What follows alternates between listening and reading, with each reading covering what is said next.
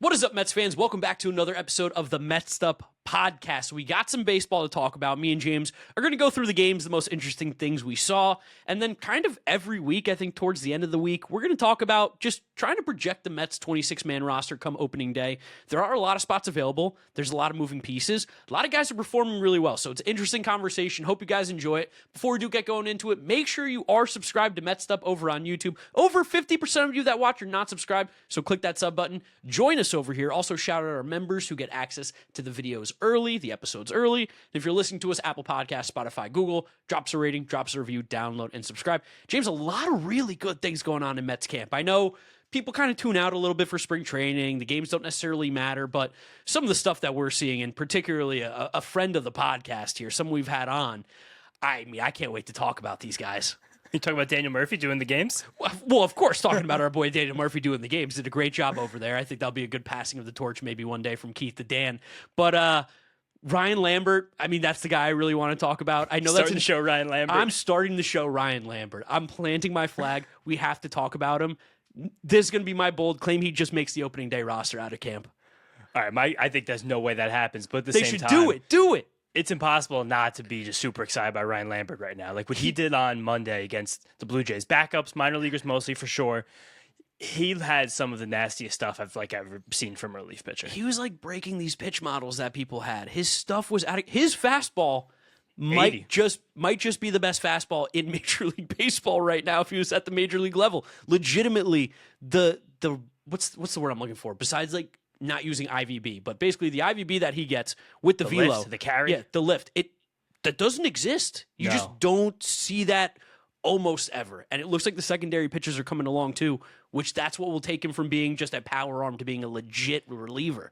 Totally nerd stuff. Ryan Lambert was sitting 98 miles an hour with his fastball, and he averaged 21 and a half inches of induced vertical break. And he got up to 23, which is a number you basically never, ever see. And Lambert he has a pretty high arm slot, but he doesn't have the highest arm slot. So again, like the way that, and he also gets natural cut on that fastball too, when you guys hear about the cut ride fastball. And he has that tight slider now. It's also pretty nice. Like he kind of looked like Andres Munoz, like a little bit in the mound. And the thing about Lambert that's held him back, especially the last few years, he's worked through the minors last year getting to AA, is that he struggled to throw strikes. He was just, I think he kind of said, fuck it, I'm throwing down the middle. And when you throw a fastball like that, you can. When he was in the strike zone, they really couldn't do anything about it. He struck out the side. I think he allowed the hit, but he struck out the side. Like it was utter domination. Like it was the point where there was a full slate of spring training games going on. We were, of course, locked into the Mets, but the creators from all the other teams were like, "What? Who is this Ryan Lambert dude?" Like prospect people were talking about him, pitching nerds were talking about him, relief pitching people, fantasy baseball, dynasty leagues were talking about him. Everyone, there was a coalescing moment on Monday afternoon where the whole baseball community was dead set on Ryan Lambert. That was beautiful. Shout out his agent, Michael. Big shout out to him. Got him on the podcast. He got us Ryan. He was texting me all the time during his relief thing. It's exciting to see someone that like you're friendly with and have had on, and someone that we were relatively onto early just because of that connection of knowing his agent. And then this guy's just sick. And shout out his mom. Every time I tweet about Ryan, she likes the tweets, especially whenever I tweet about the fact that me, Mark, and Ryan made a deal when he was on the show 2 summers ago that we got to drink raw eggs together when he reaches the major leagues. Would you rather raw eggs be on a cold day or a warm day? Because that's the conversation we're going to have now. It's happening this year. Warm day, 100%. Really? I think cold day might be better. I don't know if I want to be sweaty and warm drinking eggs. We're going to have to rely on you to bring the eggs from Queens, because I think me coming from Brooklyn, that's just more time for the eggs to warm up. I got a bus 20 minutes to Citi Field. Drops me off bus right from my apartment, drops me off at the chop shops. I could be there in 20 minutes with some eggs. And again, as we start to talk about these conversations of when, like building this Mets opening day roster, Lambert will not be on it unless he has like a 70% strikeout rate in the spring, I guess. I guess that's the only way that can happen. But he's still behind some other guys with 40-man clock. He doesn't need to be added to the 40-man roster until the end of this next season, if I'm not mistaken. Just double-checking on that right now as I'm scrolling. Yeah, until the end of December 27. So guys like Dylan Ross is ahead of him, who's December 26, already on the 40-man roster. That was his 40-man days. It's probably not going to be him, but I think this kind of feels like a future closer. Yeah, last thing I'll say about him, because people want to actually hear about guys probably on the Major League roster for opening day. If there's not many pitchers that the Mets have that I think can be as impactful in the spot that could be Ryan Lambert's on opening day, obviously they're not going to put him there just yet. But that's the weird conversation. It's kind of the roster manipulation thing that goes on in baseball of he still obviously can go down this year. It's not like he's a perfect pitcher. It's not like there's a world where he doesn't struggle at the major league level. Of course. So as you mentioned, no reason to start his clock yet when there are guys ahead of the line that we do just have to find out whether or not they can be there. Definitely. And last year, he still had a 13% walk rate at Double-A. So it's just, you still want to see that. Again, you got to see that. Like, it was a 40% strikeout rate. If he brought those exact numbers to the major leagues, he'd still be one of the best relievers in the whole show. But just to make sure he can throw the strikes consistently. Also, maybe he's still working on the splinker like he told us a few years ago. I don't think so, but maybe that pitch could still come out. It's just whenever that happens. It was just fun, though, for the whole world to be focused on Ryan Lambert. And there's also some good things we can draw from all of these spring training games. One of the big things is just the way the Mets are drawing up their lineup and using their pitchers before we even talk about guys' performance. So that game on Monday, we went to Toronto's facility. A road game, you send the road players, you send a lot of the younger guys. What's always interesting, though, I was talking about this with my dad, is that it's funny, the home games, like people want to watch the home games because the lineup. But typically when you're the home team, you're playing the road team's lineup, which is never going to be their strongest. So it's like you almost want your good pitchers going on the road so that they face better lineups warming up for the season. Well, I do think purposefully here, like Clay Holmes got this start, and he got to 57 pitches. He did this last spring training too, remember? That's horse shit right there. Like, that's a guy that's going to be like someone you rely on for workload. Like, the fact that he got to 57 that first spring outing is like, oh, like we want Clay Holmes to be 85 by the end of spring training. And then same with Tobias Myers, got to 40 in a multi-inning relief appearance, which again, that if he's sitting 40 now, like that means he's probably going to be built up to 60, 70 by the time the season begins too. It seems like these are all guys that will be bulk pitchers. Yeah, I love what the Mets are doing in terms of the pitching right now. And again, Clay Holmes is going to go to WBC, so I'm sure that's part of the reason why he's getting beefed up He might a be little their bit innings too. either. Yeah, he might be their Chad innings eater in the WBC. Holmes and Kershaw. Come out there, get people slamming the ball into the ground, get some quick outs. But that Monday game, I just loved everything on the pitching side. Again, going there, the way that Clay Holmes pitched, I know that he gave up that bomb to Kazuma Okamoto, who I'm all over for Rookie of the Year. By the way, if you're not, you're sleeping plus 600. That's free. But it was cool to see Clay Holmes again back on the mound just attacking. I think it's going to be a really solid year again from him. I'm not really concerned about what we see in 2026. Tobias Myers now getting to see him on the Mets side. Man, I like the way that he looks a lot. You mentioned it earlier in the year or earlier in the offseason when we did grab him. You're like, there's just a world he might be like our SP3.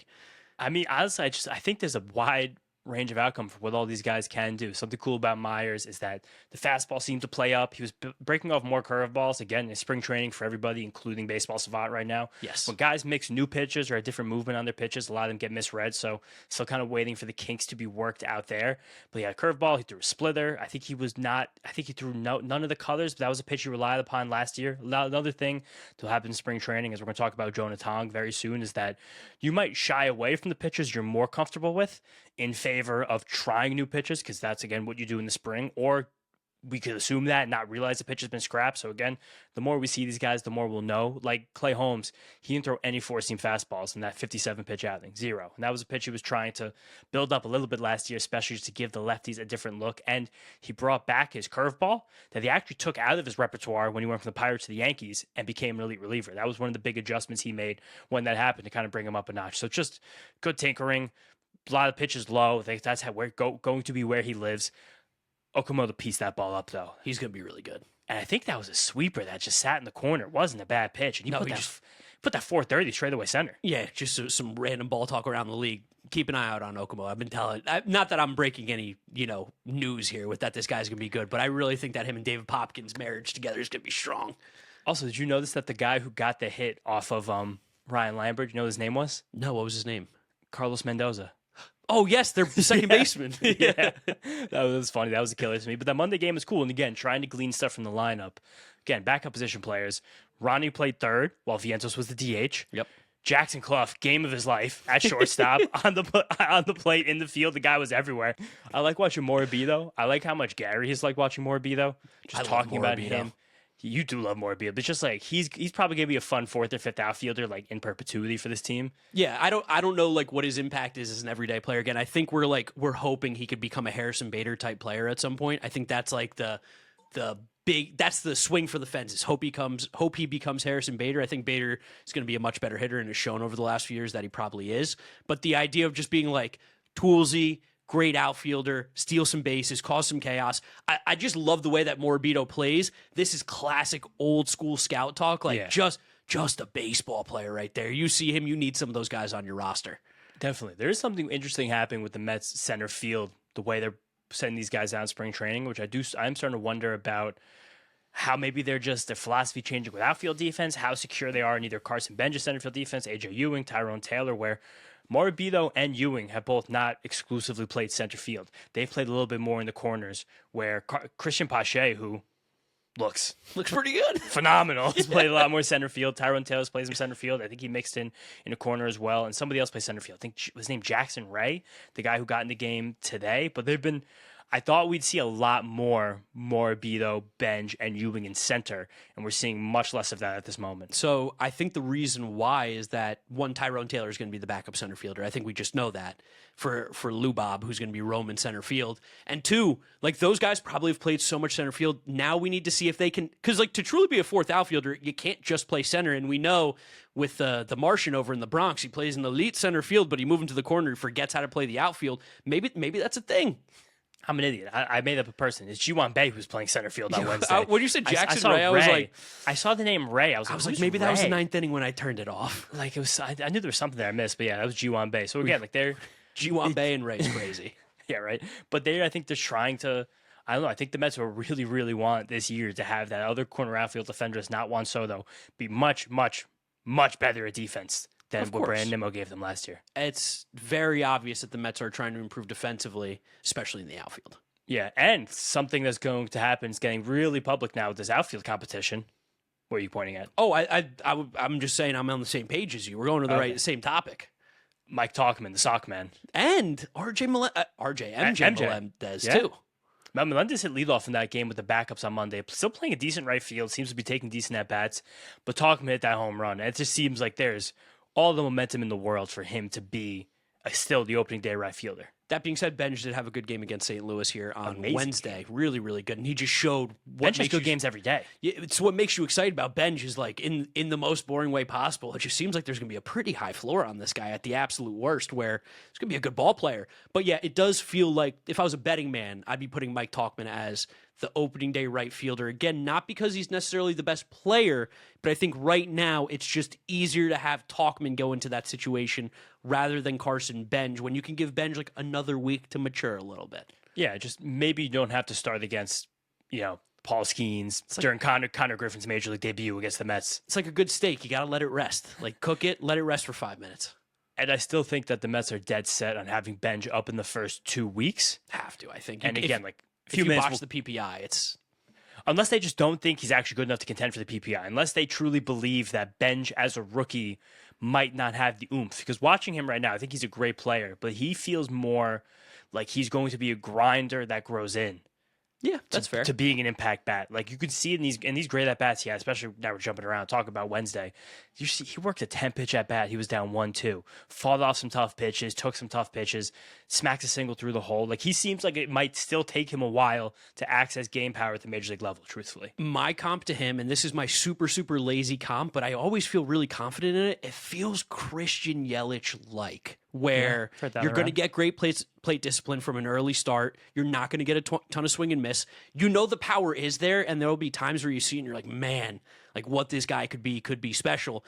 But it might take him 4 or 5 years to become a 25 home run guy, which again, not a bad case scenario. Also very funny because, again, Christian Yelich took off as soon as he got to David Stern's Brewers. He really got to that next level. Juice Baseball's helped a little bit too. But that, like, it feels like he could be that kind of trajectory of a player, which, again, by the way, Christian Yelich in his young age was still a fantastic player and a big piece for the Marlins. They didn't win, but he was a big piece. I mean, you're also describing these guys are different players and different body types with Brandon Nimmo's trajectory. Yep. But like Benge is a lot wispier. Like Benge is so much looser. He's so much more of a fluid athlete. Like, yeah, that's where those guys feel a little different. He also had a great quote to Tacoma after the game, talking about how tough he takes at bats. He hates striking out. So that's a skill that he's going to bring to the major leagues. It's fun to watch him play. And when we played the starters on Wednesday in a home game, he hit leadoff. Yeah, it's cool. So like that was a cool thing. They're giving him those plate appearances. We talked about over the weekend how they had him take that at bat against Tim Hill. He didn't look great, but nice to see that happen. Also, the lineup on Tuesday in the first home game, you saw Simeon lead off. You saw Mauricio at shortstop. You saw Bo Bichette and Semien piece the ball up a few times. Semien swing's looking good right now. Again, I wish we could get bat speed because I don't know if this is just biased me being excited about Marcus Semien, but the bat's looking quick right now. He's always been a pull fly ball guy. We know that, James. But the bat looks quick, looks a little rejuvenated, a little pep in his step. And Bichette's another guy too. He took those swings. I was like, whoo. Wow. Oh, yeah. This guy's fun. Yeah, no, he does not get cheated at the plate. That's one thing that never happens for Bo Bichette. No, that sack fly should have gone out too. Also, AJ Ewing's just a sack fly god. All the guy does hit sack flies. Love watching that dude hit sack flies. He's fun too. He hit that double the opposite field. It was really a hustle double. The center fielder cut it off, and he got the second standing. He got to second standing before the ball got to the second base. He's fun to watch. He's a rat. Like he seems like he's one of these young outfielders. I've seen it a little bit with PCA, like especially when you came up last year, 2 years ago for the first time, there's just a lot of energy in the outfield. Like he's like running up the balls really fast when he's charging them. He's kind of overrunning them sometimes, take the loop around them. Also, there was a play, and Murph mentioned this on the broadcast, where I think it might have been your boy Josh Baez hit a single off Tong to Benge and didn't test the arm. It was in the gap. Benge had to run to the line to cut it off. Benge also got it up, got it in fast, but like I think that a lot of people already know how good his arm is. It's fun to see this group of guys. I don't know if it's because last year was so awful. I'm just so excited to see a whole new team, but like this is the most fun I've had watching spring training in a while. Yeah, it's a weird like flip script of how previous spring trainings have felt, where a lot of familiar faces, we kind of know what's going on, and we're just looking at the new superstars basically over the last few off seasons that came in, where now we're looking at all the role players, and in a crazy, one of the craziest things I'm ever going to say, it's like almost a little more fun to see like these random guys, because like we just know Juan Soto, we know Francisco Lindor, they were going to be good. All those guys brought in. Now we're starting to find out what we're doing in the player development. We've heard so much about the pitching, but seeing it coming on the hitting side, that's the really fun part for me. Well, that's the thing. Like we've never had really particularly good or deep farm systems. Like the last time I remember this much joy in spring training. I mean, last year was fun watching. Like it was fun. It was exciting to watch like Jet Williams hang out at spring training. But like the Pete spring training in 2019 is the last time I had this kind of like, whoa, yes, this is fun to watch. And like just knowing that these guys all have decent runways to 5 major league roles sooner rather than later is fun to see. Also, interesting note from the Wednesday game. Again, Mark Fuentes did not play third base. He played first base. He will not play third base this year. He didn't look great defensively at first either. Christian Arroyo actually played third. Vidal Brujan played short. That dude, he's still so fast. I can't believe how fast he is. And I don't know if he's good, but he's fast. Definitely. I don't know if he's good, but he's definitely fast. And Clifford has looked good at first base a few times in these last couple of games, coming into the games late. Great double play to end the game. Great double play at home. Looking like Keith. Murph talked about him getting off the bag because we haven't had a lefty first baseman in a while, so it's easy to forget the differences between lefty and righty first baseman, how that stretch looks. Was the last Ike Davis or James Loney? I mean, Loney for sure. Or was Adrian Gonzalez lefty? He actually might have sneaky been the last left-handed first baseman the Mets have had. Yeah, he's lefty. Yeah, of course he was lefty. Wow. That might have, 2018, that might be the last time the Mets had a lefty first baseman. I mean, we definitely had someone fill in, like when Pete busted his wrist, right? I'm going to take a look. I'm going to look at some teams here. Yeah, who did that first? But and then we've taken a long time to talk about it, but we also saw great stuff. What? Dom Smith, yeah, of course. Jack Wenninger. Now we know it's Wenninger, and Jonah Tong. Great things to talk about both of them. Wenninger, dude looks like a pro. He looks like, again, I don't know, maybe you can clarify. I don't know if he's like a frontline starter. I don't know if he's going to be like ever reach that ace status, but he just seems like he's going to be a really good pitcher. One of those guys that like every rotation needs. He's going to be a solid piece. He's got a bunch of pitches, throws in the mid to upper 90s. I like everything that I'm seeing out of him. Again, another guy who I'm going to say I think has a pretty high floor. It's fun to see a guy like Wenninger, how much he's changed since being drafted, and even since having success last year. Like when we talked about him at the mid-season point last year, when he, I think, made at least my top 10 Mets prospects, we saw velocity up in the spring start. We saw the fastball sitting around 95, which is like 18 inches of IVB, which is from a higher arm slot, so it doesn't have as much life from guys to lower slots, but still, I'd say that's at least an average fastball from where he throws it. And again, we saw it sit 95 in the spring. So if you're sitting 95 in the spring, you're probably going to get two ticks by the time we get to midsummer when you really get going on that. We saw a lot of the splitter, which is his nasty pitch. That was a whiff pitch. Like there was a while on the Baseball Savant game leaderboard on Tuesday where he had the most whiffs of any pitcher who pitched in the league. I was like, that's nice to see. We saw the sinker. We saw the slider. And last year he had a spike curve. This was reports from Baseball America that he was throwing this tight curveball that was kind of playing off his like tight slider cutter that he used to kind of jammed together his cutter and his sweeper, had this like tight gyro slider. he threw a totally different curve in this game. It had two-plane action. It seemed like something that was like maybe the same sweeper intent, but had more drop on it from a grip change. Not sure about that. It was a totally new pitch. So the fact that there's still this active tinkering, the velocity is holding, like he just has a lot of weapons. And Gary and Murph are both marveling at the way he was able to sequence those secondaries as a younger guy who hasn't had that much experience. Not a ton of major league hitters in that Cardinals lineup or that Astros lineup on Tuesday, but he looked very in control, very in command. He had guys on base. He worked around them. He got swings and misses. Like he was super in control of a game, could use any of his pitches, getting swings and misses with all of them.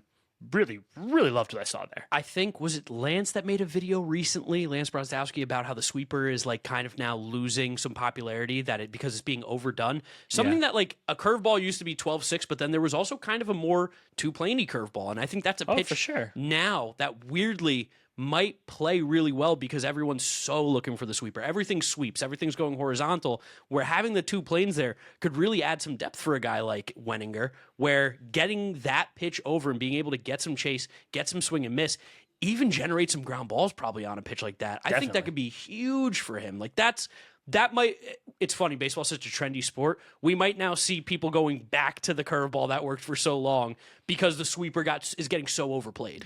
I mean, that's what the last 5 years of baseball have looked like. When the Astros kind of figured everything out, like everyone needs these high-riding fastballs. And you have guys who don't really, with their arm slot, and just really shouldn't be throwing high-riding fastballs. They know we have to go back to two seamers, back to the sinkers. And everyone's throwing a sweeper. All these guys who probably don't have the right supination or pronation to throw a sweeper, they're throwing sweepers. Oh, we got to get off that. Like, find your changeups, find your splitters, find your curveballs. Like, it always changes. Every single pitcher's got to find what works for them. But the fact that Wenninger has this many things, the fact that he was keeping them in the zone so much, the fact that the velocity was good, like I really like what I see from Wenninger. He probably gets a shot at some point this year. I'm gonna say no, but the only reason is just there's a long line in front of him right now, and I'm It's gonna a long say line, this, but everyone has big questions. I hope we have the really difficult decision of if he should get a look, and it's because he's pitching so well that you have to consider it. But also at the same time, if he's pitching, there's probably a lot of injuries, and that's not going to be good for this team. Sure, but also is the thing where he hasn't gotten to AAA yet, so he hasn't used Correct. that ball yet. So it's again nice to see his stuff still pop in the models and his movements still look good, even better in some places with the new baseball, because that's always a fear. Yeah, I also loved what we saw from Jonah Tong today. I know the final slash line got a little like murky or whatever, but the fact that give a loud homer. Yeah, the fact that he was throwing that cutter as much as he was, and then hearing him after the game talk about how he needs live game feedback basically on that cutter. Like at times it looked great, at times it didn't look good. That's what's going to happen when you're learning a new pitch. But as we said, we saw so much improvement from this kid over the last 2 years. He is a sponge, and it seems like right now him and Justin Willard are getting to work hard on trying to find that pitch that moves glove side. The fact that it looks like this already and he's using it in game and we're seeing some success, that makes me unbelievably excited for Jonah Tong, because if he gets that, he's just going to be a frontline starter. He's going to be an ace. 100%. And the thing with Tong is that, again, he's like, I need to throw this pitch. He spammed that pitch. He threw 18, I think. 18 cutters and 50 total pitches, 36%, average 91.5 miles an hour, 15 inches of lift, induced vertical break, which was a lot. It's a fun shape. It's but funky. he couldn't consistently get that glove side movement. He just couldn't do it. Like sometimes it just kind of sat or kind of spun and faded. That's a little bit what happened to the one that Gorman hit out the center field. Also got helped a bit by the wind. The biggest thing that Tong has said about this new pitch, he has to throw it in the zone, and he was throwing in the zone. He got some called strikes on it, had a 61% in zone rate. That I think is a big key for him. But again, it's just from his slot, it's going to be difficult for him to find that consistency of getting that pitch to consistently go to the left. But I mean, it's the first time he ever threw it in a game. Not a bad thing. And we can talk about the curveball? Yes. Good. Talk about the curveball. Curveball is great. Curveball's great. Moving a little bit differently than last year. And I think the biggest thing, and something that we've talked about on this podcast before with that, it was too slow. Too slow being that it was just, you could see it out of the hand. And it wasn't that the pitch wasn't good. It's just when you have that difference in velo, sometimes that big of a difference can make a pitch a little bit, I don't want to say predictable, that's not the right word, but easy to pick up. You can see it. And with Tong, because it was such a slow curveball and it humped so much, it did seem like hitters were never fooled by it last year. And that was something you can get away with that at AA and AAA, but once you get to the major league level, they're like, buddy, come on. Like, I can catch up to 97. Doesn't matter how good your fastball is. That curveball's easy to tell. Also, last year, that curveball was very, pronounced. It had, 16, 17 inches of drop. Yeah. negative 16 inches vertical break. This one was like -3, -4. So again, tighter. it's coming in tighter. I think some people are talking about the fact that it might be a death ball slider shape, is when you kind of just really rip the gyro slider and do it. I don't know if he can throw a slider at his arm angle. That seems like such an impossible pitch for him to throw, because you have to get come on around the side of the slider. Yeah. He's naturally on top of everything. So again, that probably is how he's so coming down the curveball. Yeah. But it's fun to watch him tinker. I don't know. I just kind of trust he's going to be able to figure it out. The fact that he's this open to these new pitches, it seems like also coming out already with this new stuff. It's nice about the pairing of him and Willard. We know Willard's whole thing is nasty stuff in the zone. Yeah. So he's trying to do some more nasty things in the zone. I think he's still not getting the swings and misses, though, Tong. They weren't missing that fastball. It's still hard. He has to throw that fastball lower, because if he's aiming that fastball higher where the pitch will perform better, if anything's coming below the belt, they're going to notice the off speed, they're going to spit. That's what happened in that Ranger start last year, where he got blown up, but they never swung. They didn't swing. Yeah, so right now he's trying to kind of tunnel all of these off the fastball. So he's trying to pick off strikes low with the fastball. But then to do that, you have to get swings and misses with this other stuff. And the other stuff's just not swinging and missing yet. Because if from that arm angle he ever gets that tunneling down, he is going to be disgusting. It's going to be like almost impossible to hit him consistently. Be him and Savage. Yeah, and when we saw what Savage did on his little run.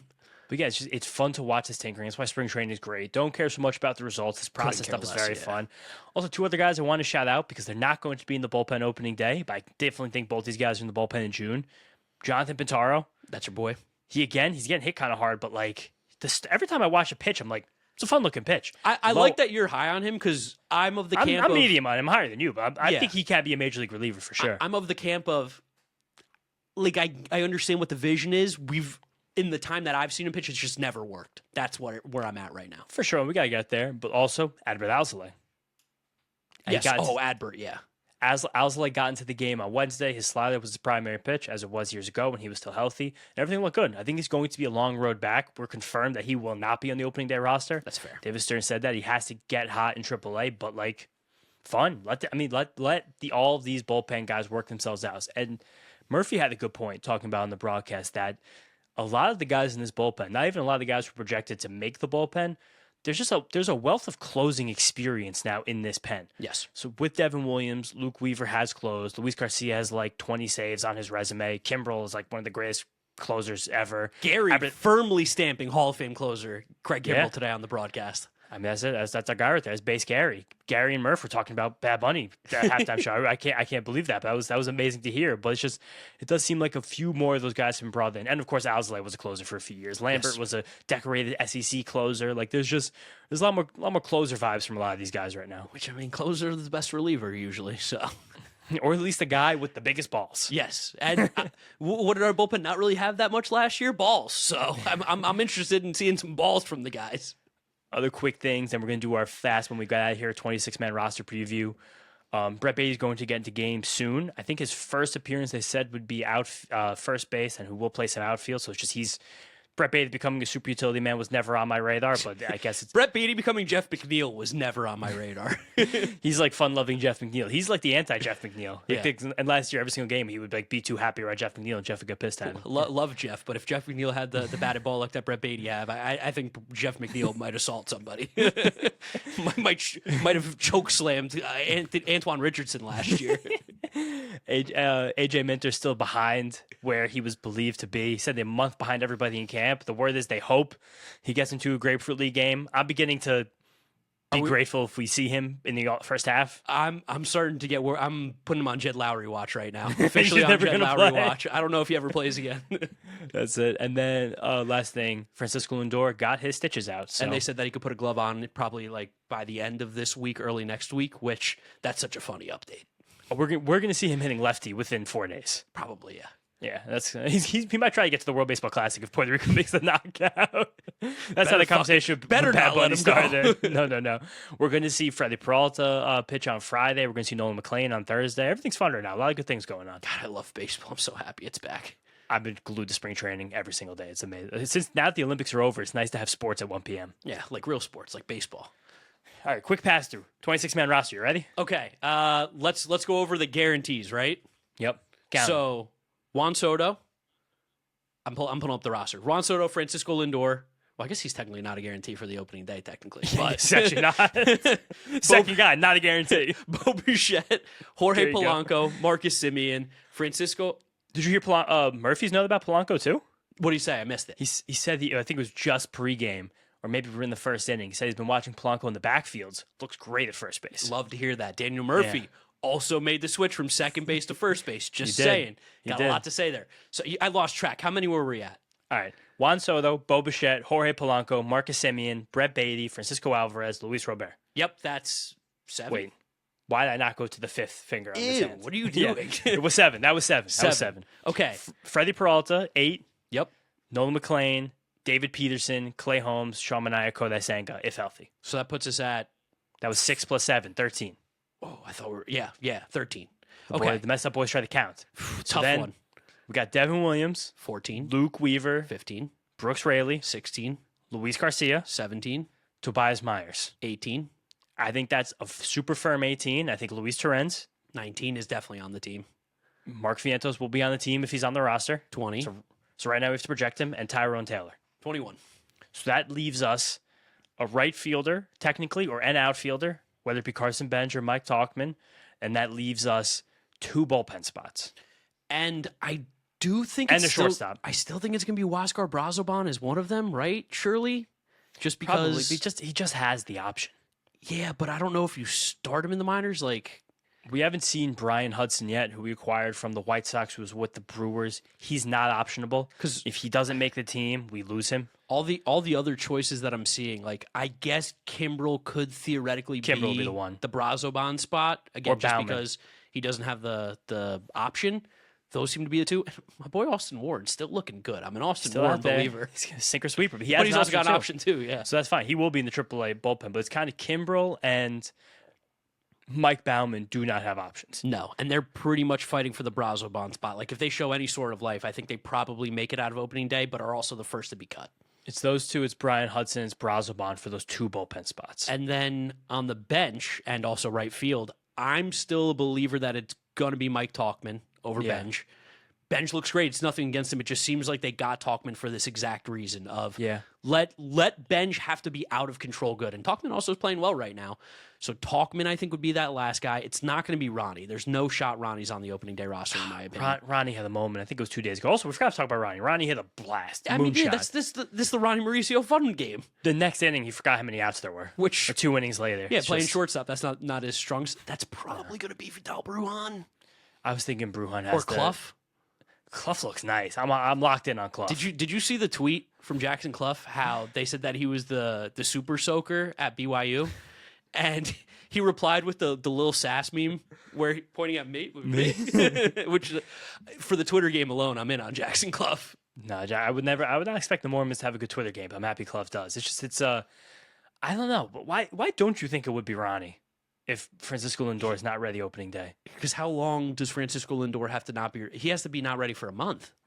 I think even it's just like 4 or 5 days, because I think you can preserve that service time. You won't burn the option if Ronnie's only up for 4 days. We also don't really know if he can like actually play shortstop. The fact that he played there with a group of starters makes me think that they at least want to give him the shot to do it. Tuesday, the home spring training game, Bichette's leadoff. I mean, not Bichette's leadoff. It's Simeon, it's Soto, it's Bichette, 1, 2, 3. Mauricio's playing short. Yeah, I don't know. I see it as they want him to crush AAA, and that's a break glass in case use. Yeah, so I guess it probably just does wind up being Especially Brujan. because Do you think Brujan's a better defender at short than Ronnie? I don't know anything Maybe about not. Brujan at shortstop, truthfully. He has Yeah. no options. So if they don't keep him Yeah. up, he's gone. And I got to imagine that he's going to get a look. I think it's really between him and Jackson Clough, truthfully. All right, yeah, that's fair. Not that I prefer Ronnie Mauricio. I want that to be very known. Ronnie Mauricio is the best player out of all these guys we're mentioning. I guess Gray Kessinger, too, is up for that possible spot, which, like, who cares? But So and Christian Arroyo, maybe? Christian Arroyo's playing third. He hasn't been playing short. Okay, that's big then. So again, as of right now, you still think it'll be Brazoban, and then if you had to pick the one reliever to make the team, Hudson, Kimbrel, or Mike Bauman. I'm gonna actually say Brazoban starts in AAA because I think they're Okay, gonna do. that was gonna be my take. I think they're going to do 2 with the guys with no options. I think Hudson's on this team as long as he pitches and looks decent. I think he's going to be on the team. And then I'm just going to give it to Kimbrel.